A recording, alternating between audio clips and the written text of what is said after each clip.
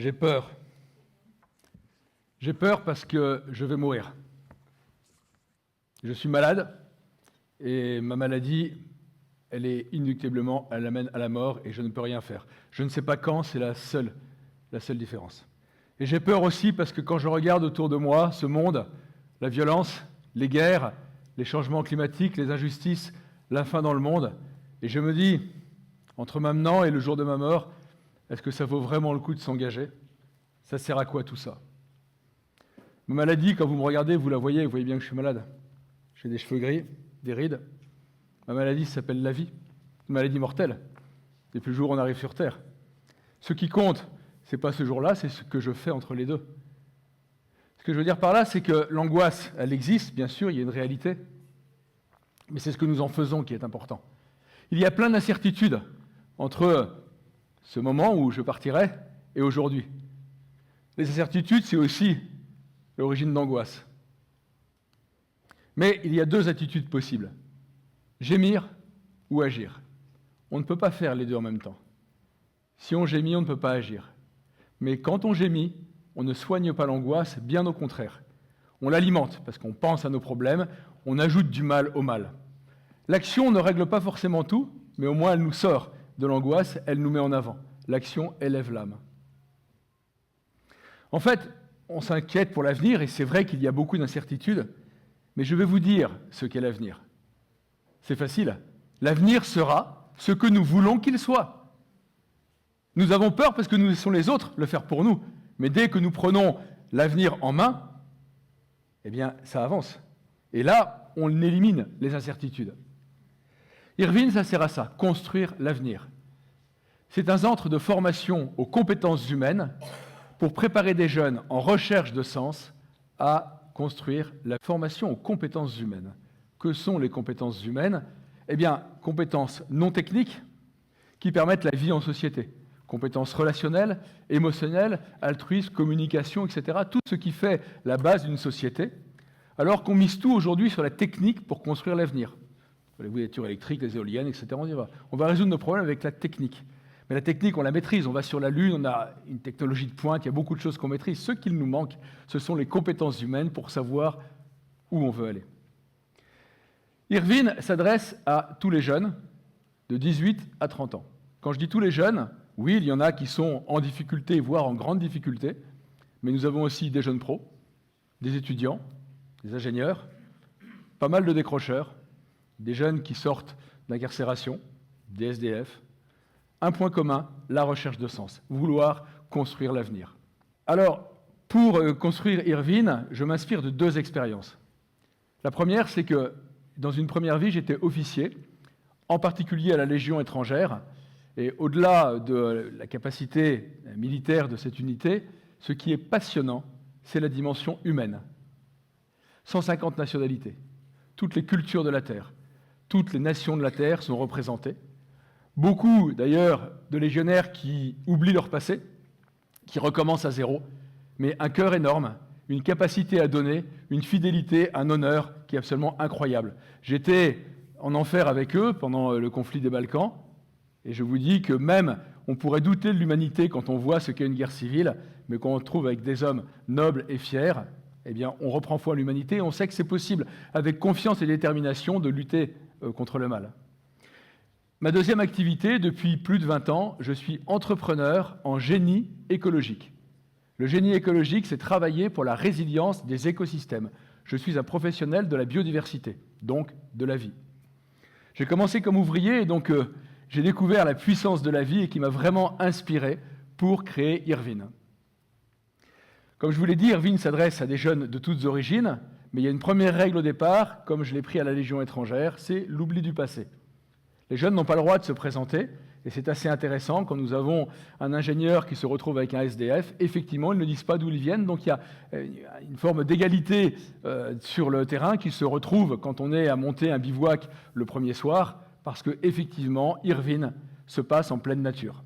En tout cas, sur les 2 premières semaines, qui sont le stage de reconnexion que nous faisons pour tous nos jeunes, en pleine nature, c'est-à-dire de la marche, du bivouac, des veillées, du chant, du théâtre, de la topographie, beaucoup d'activités, du sport, du travail de la terre aussi, de permaculture, etc.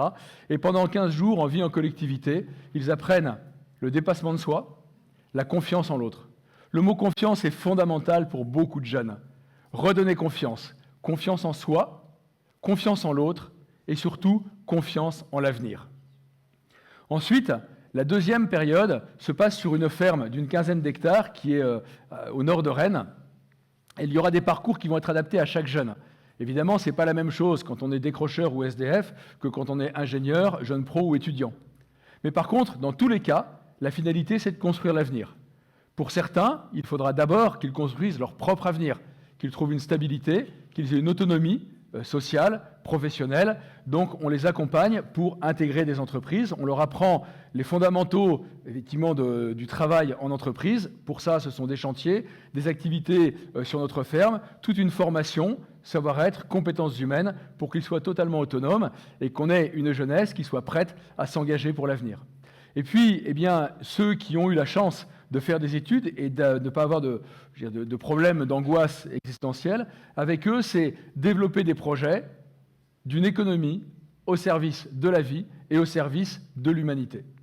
Alors là, ça va beaucoup, beaucoup plus loin. En fait, il s'agit de développer cette économie territoriale avec des acteurs du territoire, citoyens, consommateurs ou entrepreneurs, en fonction des compétences des jeunes qui sont avec nous. Irvine, ça veut dire inspirer la révolution de la vie par l'immersion en nature. Inspirer parce qu'il faut du rêve. Des fois, on me dit que je suis utopiste, mais dans la situation dans laquelle nous sommes aujourd'hui, il faut rêver beaucoup pour effectivement en sortir. Le rêve, c'est le moteur qui nous permet de nous projeter et qui donne surtout la direction. Sinon, on fait des petits pas, mais on tourne en rond. Inspirer la révolution. Le terme révolution, il fait peur, parce qu'en France, ça ramène quand même un petit peu des rappels de violence. Mais il n'est écrit nulle part que la révolution, c'est la violence. C'est un choix. La révolution, c'est un changement radical des modes de vie et des modes de pensée. Et je dirais même que c'est l'inverse. C'est si nous ne faisons pas la révolution, nous aurons la violence. La révolution, elle est déjà là. On l'a dans les changements climatiques qui vont engendrer des perturbations énormes dans beaucoup d'activités, mais aussi l'intelligence artificielle, beaucoup d'innovations technologiques, etc. Donc la révolution, on la subit ou on l'accompagne. Et nous avons choisi notre propre révolution, inspirer la révolution de la vie. Qu'est-ce que la révolution de la vie ? La vie est apparue sur Terre il y a 3,8 milliards d'années. Elle a couvert une masse essentiellement minérale et depuis, elle est partout. La vie est basée sur deux principes qui sont toujours les mêmes. Diversité, relation. Aucune espèce ne se suffit à elle-même. Elle n'existe qu'en dépendance les unes des autres pour se compléter mutuellement au service les unes des autres. C'est le principe des écosystèmes. La vie fonctionne par diversité, relation. Il y a davantage de coopération dans les écosystèmes qu'il n'y a de compétition. Or, depuis quelque temps, nous développons un modèle social et économique qui est complètement à l'inverse.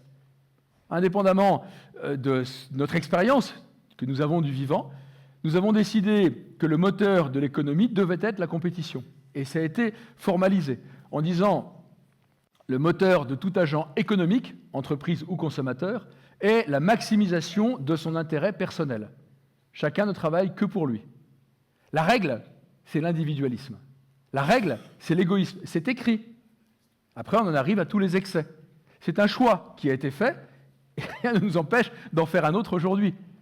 Si vous voulez, si vous avez un modèle économique qui est tellement opposé au fonctionnement de la vie, eh bien, il n'est pas du tout étonnant d'avoir les symptômes que nous avons aujourd'hui, qu'ils soient climatiques, écologiques, sociaux, etc.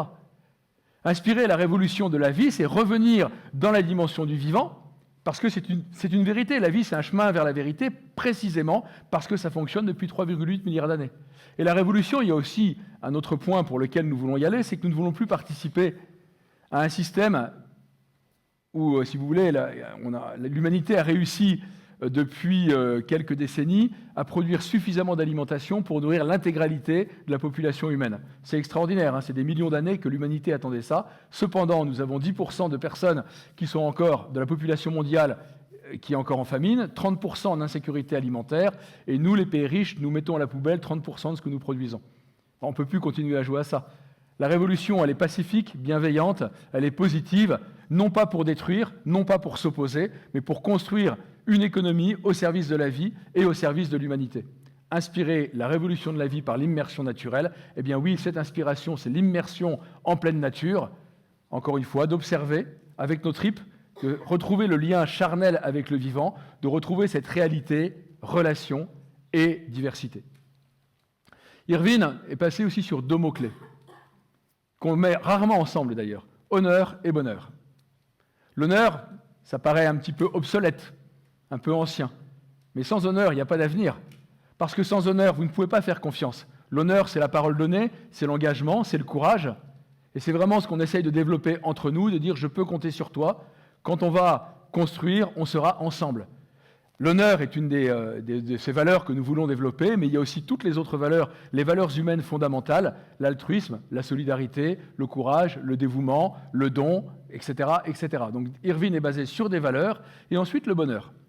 Au début de mon intervention, effectivement, j'ai évoqué cette angoisse de la jeunesse, mais pas que, éco-anxiété, etc. Il paraîtrait qu'aujourd'hui, 40% des jeunes ont des troubles d'angoisse profonds. Des statistiques qui sont sorties il y a à peine quelques semaines. C'est juste dommage parce que la jeunesse est faite pour construire l'avenir. À partir du moment où ils auront construit que l'avenir leur appartient, c'est comme ça qu'on va soigner effectivement l'angoisse. Mais soigner l'angoisse n'est pas suffisant. C'est vraiment la question pourquoi faire, et c'est la question du bonheur. Or, l'origine du bonheur, c'est l'amour. La relation humaine, y compris en entreprise, parce que je peux le décliner camaraderie, fraternité, tout ce qui fait la base des relations humaines. Il n'y a pas de bonheur sans relation vraie, sans relation droite. Irvine ne donne de leçons à personne. On veut expérimenter ensemble, démontrer que c'est possible et construire sur ces bases-là. Honneur, bonheur. Travailler sur le présent et se dire oui, nous allons mourir, mais ce n'est pas ça qui est important. Ce qui compte, c'est aujourd'hui. Ce qu'on fait aujourd'hui, parce que sinon, entre aujourd'hui et puis la fin, on passera notre temps à se projeter dans le passé ou dans l'avenir. Nous vivons une période extraordinaire. C'est aujourd'hui que ça se passe, ça dépend de nous. On peut attendre que d'autres le fassent pour nous, mais dans ce cas-là, on sera dans l'angoisse. Nous avons un allié extrêmement puissant qui est la vie, qui est là depuis 3,8 milliards d'années. La vie est belle, la vie est puissante. Alors à l'assaut et vive la vie.